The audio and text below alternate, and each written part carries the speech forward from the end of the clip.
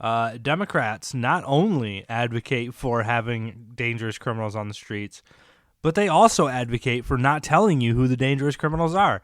So, in another article from the Detroit Free Press, an opinion article saying that they don't want you to know who the sex offenders are in your county.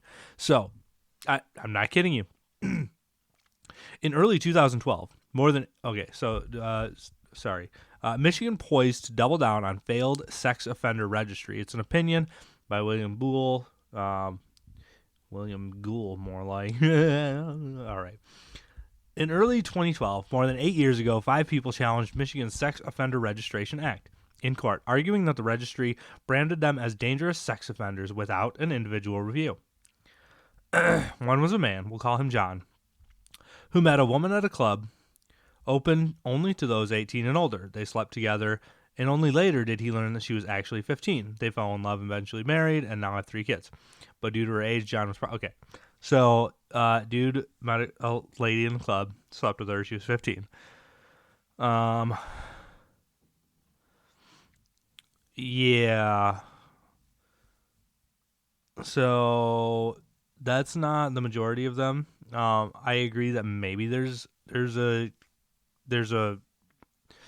case for later appeal. I wouldn't say at the time, yeah, you're going on the sex offender registry list. Maybe if you get married and have 3 kids, a judge should probably look at that and be like, all right, yeah, was this really him going after a minor, or was he being, honest and didn't know that she was only 15? Also, the age of the guy is in question. How come they don't mention that? If this was like a 30-year-old having sex with a 15-year-old, it's a little concerning, but the Detroit Free Press obviously doesn't give enough. They give the vaguest impressions to maybe make you think that, oh, maybe this is okay. We don't know, but regardless, they're going to put up this guy to try and get sex offender registration removed. So, regardless of this guy's individual case, whether he was an 18-year-old that slept with a 15-year-old or a 25-year-old or a 30-year-old, I don't know. It's relevant, but we're not going to find out from the Detroit Free Press because I don't know. I guess they don't have any journalists over there to find this stuff out. But all right, continuing on. Another man in a lawsuit, we'll call him Paul, never even committed a sexual offense. In 1990, when he was 20, he tried to rob McDonald's, but because he threatened the manager's teenage son, an offense charged as child kidnapping, even though it had no sexual component whatsoever, he was placed on the sex offender registry for life. Okay, this one is kind of dumb.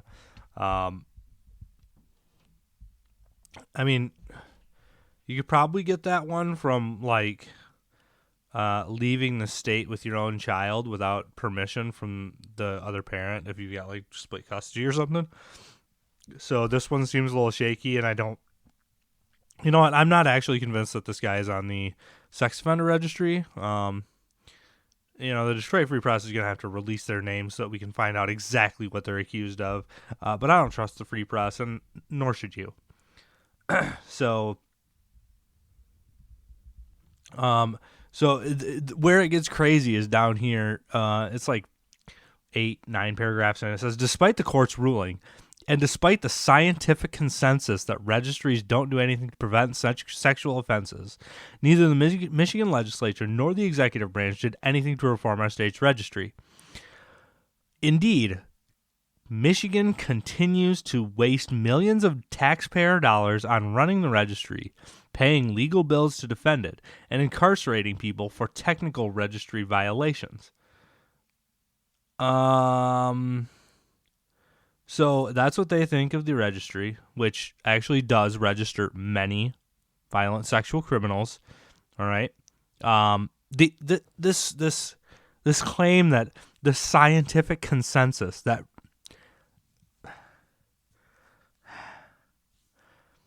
So I don't know if they took a bunch of people and examined their heart and found that whether or not the public knew that they were diddling children, or that they were, committing sexual crimes. Whether or not the public finds that out is not related to whether or not they commit the act that they are thinking of committing. I would say, just on its face, it's ridiculous to say that. Like, punishments are deterrents. Always. They've always have been. They always will be. There are many times that you think about doing something that you don't do because, no, I don't want that punishment. There are times when you think about doing something and you say, yeah, that punishment is worth it. Now, I would say that the sex registry does not go far enough to curb violence. I mean, because obviously there's a ton of people on it.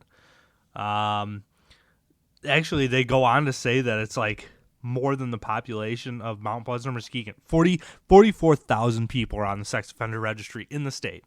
So obviously it's not deterring enough. I mean, let's see, here's what I propose. I propose that if you are caught raping anybody, you are promptly castrated, testicles and penis, I guess. You know, grow up. We can use these words. We're adults. All right. So, immediate castration for men. For women, that doesn't really work as well because their parts are inside. But definitely, something has to happen for women.